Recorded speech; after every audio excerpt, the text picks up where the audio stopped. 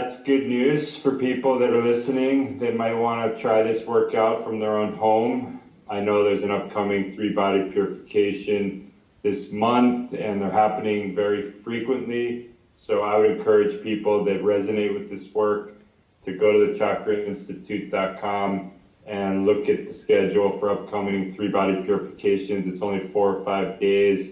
And from my perspective, the way I share it with people I know is it's a good time to just put the ego on the side, because the ego is going to get assaulted in ways that your comfort zone doesn't really want to happen, but your spiritual evolution is craving, and your actual physical experience and your psychological state are also craving.